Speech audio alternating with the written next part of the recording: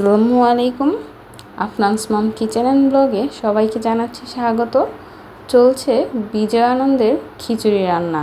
দেশকে দ্বিতীয়বারের মতো স্বাধীন করতে পেরে সবার চোখের কোণে কিন্তু একটু পরিমাণ হলেও আনন্দের অশ্রু দেখা গিয়েছে।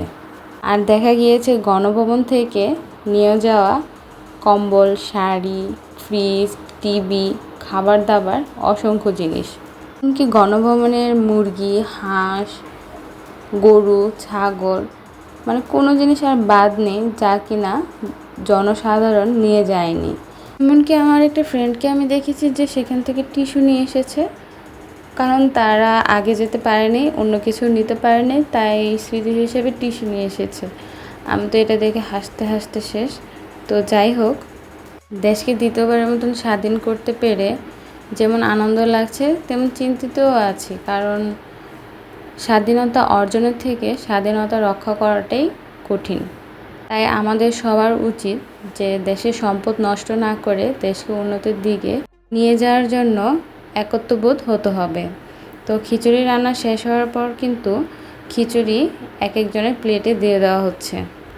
এমনিতেও দেখবেন যে যে কোনো জিনিস সবার সাথে ভাগ করে খেতে কিন্তু বেশি ভালো লাগে, তার উপর যদি হয় এরকম খিচুড়ি সবার সাথে, তো খেতে আরও বেশি ভালো লাগবে। কথা বললে তো কত কথাই বলা যায়, কিন্তু সব কথা তো আর এখানে বলা যাবে না। কিন্তু এটাই বলতে চাই, আমি 1971 সালে যুদ্ধ দেখিনি, কিন্তু 2024 সালের আন্দোলন দেখেছি, যে আন্দোলন কিনা ছাত্ররা করেছে, আর সে ছাত্র আন্দোলনে কিন্তু ছাত্ররা জয়ী হয়েছে।